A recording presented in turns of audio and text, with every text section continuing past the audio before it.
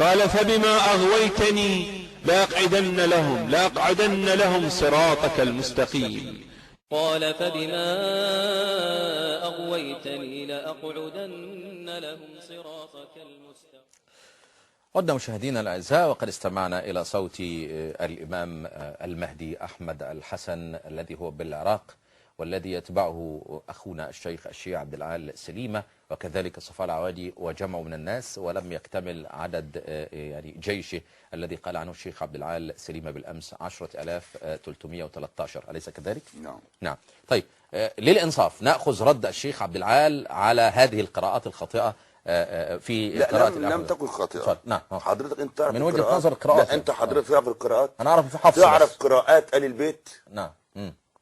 يعني هذه قراءات مخصوصة لآل البيت. لا، انت حضرتك انت قراءاتك انت ايه؟ انتوا تعرفوا القراءات ايه؟ انت عاوز تعمل مناظرة في القراءات؟ لا شيخنا. يعني انت عاوز تعمل مناظرة في القراءات؟ شيخنا. يعني انت حضرتك قراءة حفص عن عاصم دي عن مين؟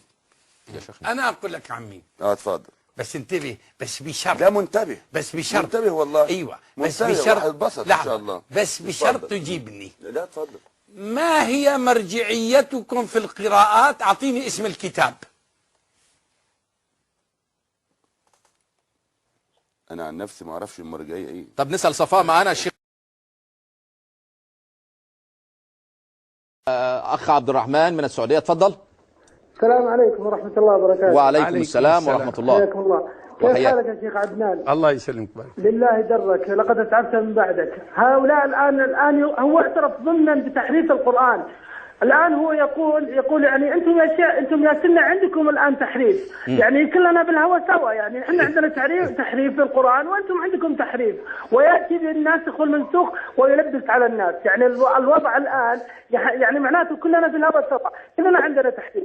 فبدل من أن ندافع عن يعني كتاب الطبرسي هذا وما أدراك، يأتي بالمتشابه ليلبس على عوام السنة والجماعة. لك سؤال أستاذ عبد الرحمن؟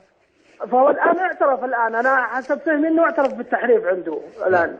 فجزاكم الله خير وبارك الله فيك يا أخي. شكرا جزيلا. شكرا جزيلا. السلام عليكم. السلام ورحمة الله. اتصال آخر، تفضل. السلام عليكم ورحمة الله. وعليكم السلام. من؟ علي من الكويت، بارك الله فيكم. أهلا بك أستاذ علي.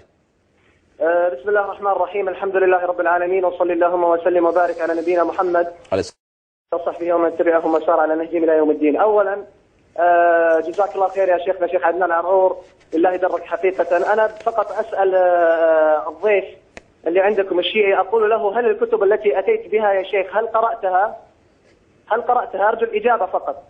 هل قرأت الكتب التي أتيت بها من كتاب صيانة القرآن وغيرها؟ هل قرأتهم؟ نعم، شكرا يا أستاذ. هل قرأتهم؟ بس بارك الله فيكم، أريد أن أكمل المشاركة. قرأهم أم لا؟ نعم. قرأتهم. وكيف آتي بشيء لو أقرأه؟ ممتاز. هل فيها تكفير من قال بالتحريف؟ نعم. هل فيها تكفير من قال بالتحريف؟ حينما نقول أن كل من قال بتحريف الكتاب زيادة ونقصا. هذه الكتب التي أتيت بها 4 كتب أو 5، أتحداك إن وجدت بها تكفير من يقول بالتحريف. نحن ليس نعم أو لا أن نقول أن من الشيعة لم يقول بالتحريف، لا، من الشيعة من لم يقل بالتحريف، لكن نحن نبحث في من قال بالتحريف. نحن نبحث في من قال بالتحريف، وهذه حيدة جميلة منك. أيضا يا أستاذ الكريم، أنا الآن سأسأل سؤال فاصل وأدع التقييم للجمهور جميعا. أنا الآن أسأل الشيخ عدنان شيخنا بارك الله فيك، هل تكفر من يقول بالتحريف؟ أجبني الآن بارك الله فيك. لا أكفر من لا يكفره.